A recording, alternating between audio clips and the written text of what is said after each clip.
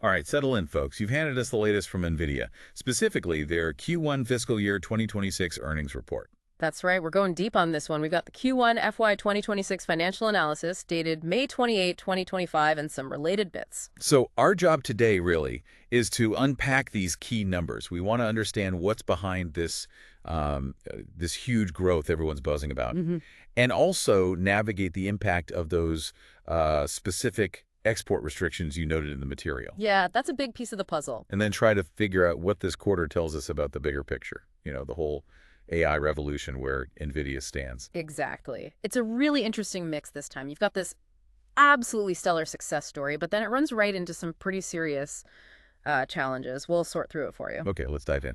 The headline number that just jumps out is the revenue, right? Q1 FY 2026, $44.1 billion.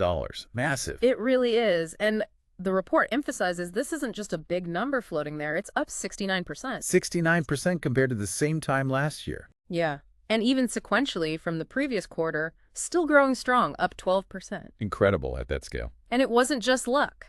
The source document directly says this was, quote, exceptional performance driven by continued strong demand for the company's AI computing platform. Right. They mentioned unprecedented demands specifically for AI infrastructure, coming from data centers, cloud providers, enterprises. That's clearly the core engine. Definitely the engine. And, before we get to the big challenge part, it's worth noting the underlying health the report shows. Yeah.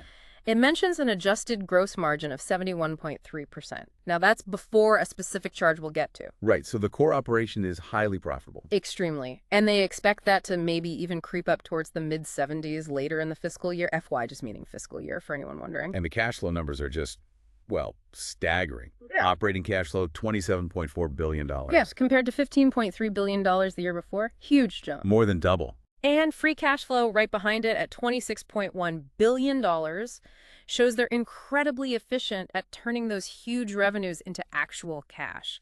Very strong conversion. Okay, but now for the wrinkle. The part that makes this report particularly interesting, this big charge they took. Yeah, a $4.5 billion charge. $4.5 billion, that's significant. And the report is really specific. It's tied to inventory of their H20 product. H20 inventory and related purchase commitments. And the cause. The report states it very clearly. New U.S. export licensing requirements for China announced on April 9th, 2025. So a direct hit from regulatory changes. Exactly. Looking at the breakdown, that $4.5 billion was basically the cost tied to inventory they couldn't sell as planned because of those new rules. And it wasn't just the inventory cost. The report also mentions $2.5 billion in revenue from H20 sales that just stopped, couldn't be shipped. Right. And to give you a sense of the scale here, the document notes that before those restrictions kicked in, H20 sales were actually $4.6 billion in that same quarter. Wow. So this wasn't some minor product line. This was a major piece of business suddenly cut off. Absolutely. And you see the financial impact ripple through. That standard GAAP gross margin, it got pushed down to 60.5%. Much lower than that adjusted 71.3% figure we talked about earlier. Definitely. And it hit the bottom line, too, the earnings per share, or EPS. GAAP EPS landed at 76.76. Compared to what? Compared to what they say would have been 96 cents if you backed out the impact of this H20 charge and its tax effects. Okay. And the report is just presenting this as fact, right? This is the financial consequence of that specific government action on their China business. Precisely. No commentary on the politics, just here's the business impact. And it's not over, is it, this H20 issue? Doesn't sound like it. Their outlook for Q2, the next quarter, explicitly anticipates losing around $8.0 billion in H20 revenue then. $8 billion, just in Q2. Yeah, specifically because these restrictions are ongoing, so it's a headwind that's sticking around for a bit. All right, let's shift focus a bit. Dive deeper into the business segments. Data center is just the powerhouse here. Oh, absolutely. $39.1 billion in revenue for data center alone. Which is up 73% year over year, 10% sequentially. And think about this. That single segment was 89% of their total revenue for the quarter. 89%. Basically is the company right now. And the report tells you why. It's that explosive demand for building large language models, recommendation engines, generative AI, all that stuff. And they specifically mentioned their new Blackwell architecture is ramping. That means systems using it are getting deployed across all kinds of customers. Right. And the big cloud service providers are a huge part of that. The report says they represent just under half of that massive data center number. Okay, breaking data center down further. Compute revenue was the bulk of it, $34.2 billion, up 76% year over year. Networking also saw strong growth, $5.0 billion. That's up 56% year over year for networking, but sequentially. Even faster growth sequentially, yeah. Up 64% from Q4.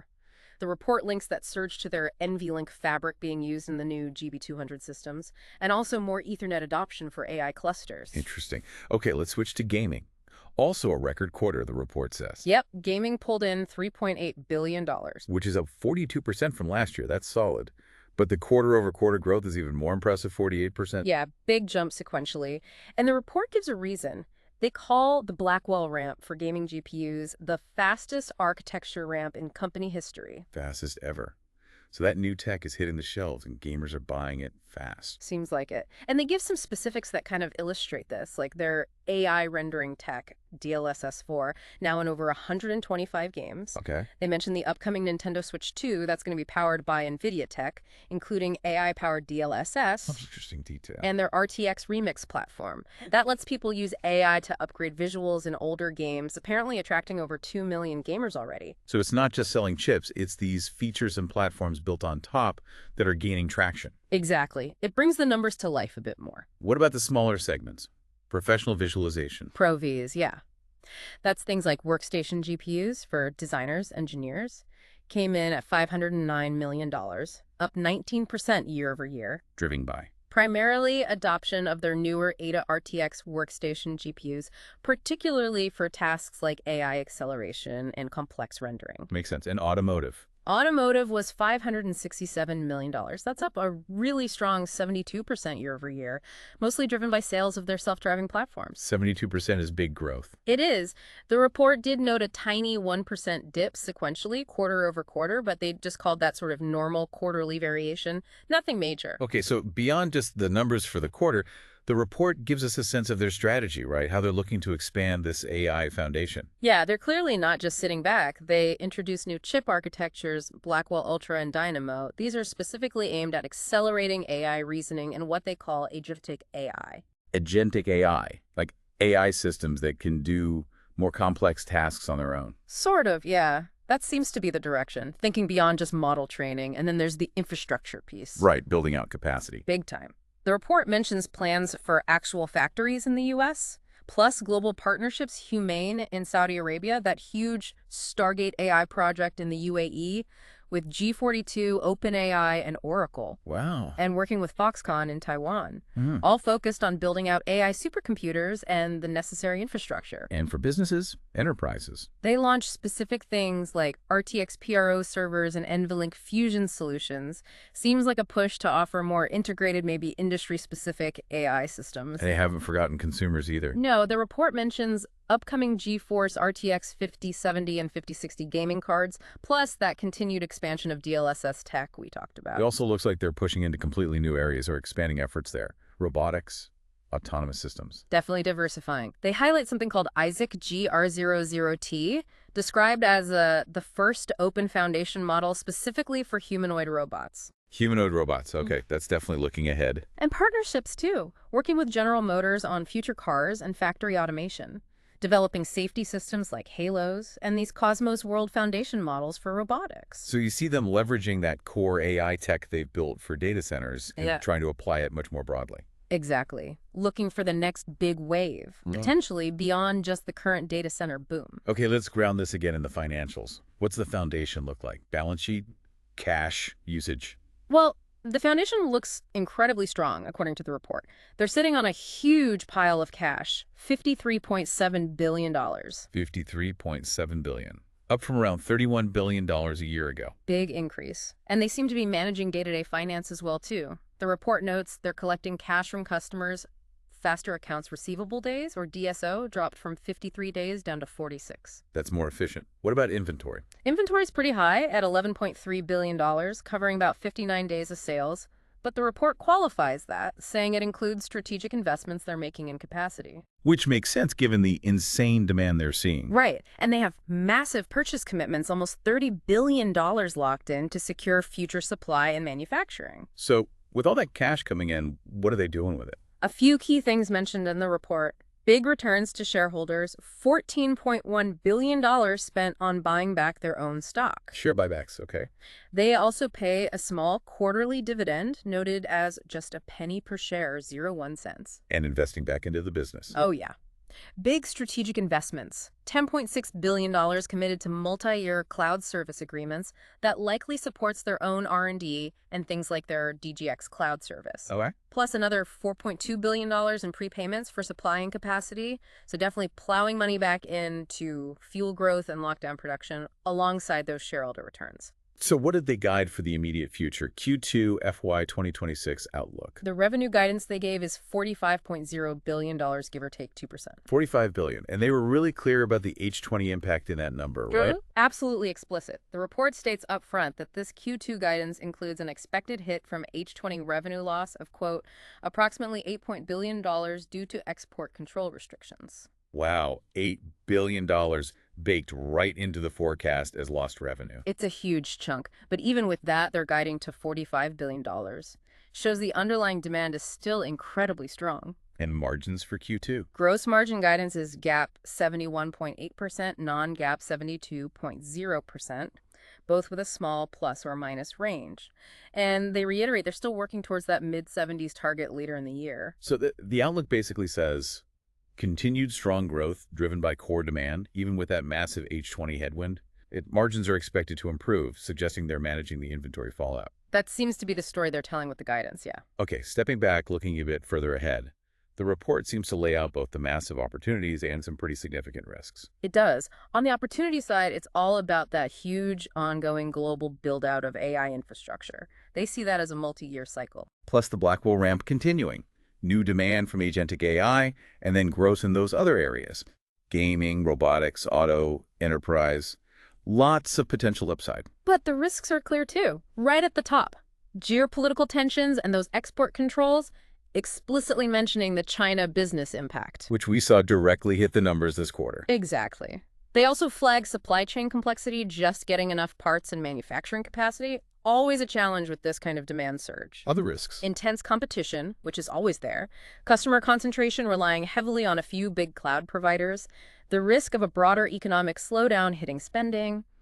And just the sheer speed of tech changing. Gotta keep innovating. So why is seeing this balance laid out in the report important for you, the listener? Well, it really shows that even a company firing on all cylinders like NVIDIA, totally dominating its market. It's not operating in a vacuum. Right. They face really complex external pressures, geopolitics, regulations, and internal challenges like managing hypergrowth and supply chains. It's never just about having the best widget. So let's try and wrap this up. Pulling together everything from this deep dive into the report, what's the core story? You've got this narrative of just unprecedented growth, right? Fueled completely by AI dominance. Data center is the massive engine. Gaming is setting records. That story gets complicated. It runs smack into a major wall.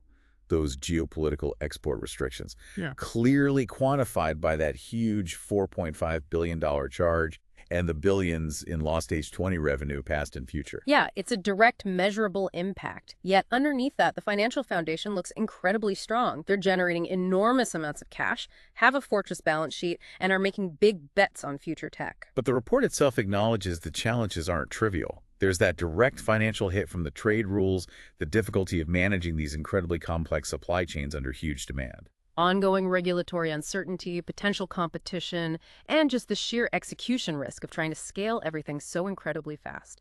So what does it all mean when you look past the huge revenue number? It means understanding NVIDIA today requires seeing this duality. They're at the absolute forefront of technology. But they're operating right in the middle of messy global economics, international relations, supply chain realities. It's technology leadership meeting real-world friction. Yeah, it's a powerful example, really, of how even the biggest market leaders have to navigate forces way beyond their own control. Definitely. So maybe a final thought for you to chew on based on what we've seen in this report. Just consider how this single document, this one earnings report, highlights this incredibly complex dance. The dance between bleeding edge tech innovation on one side. And the totally unpredictable forces of geopolitics, regulation, and global trade on the other. What does that interplay tell us about the potential vulnerabilities, even for companies that seem completely dominant right at the peak of their market? Yeah, something to definitely think about. Indeed. Well, thanks for digging into this NVIDIA report with us today. It was quite a deep dive.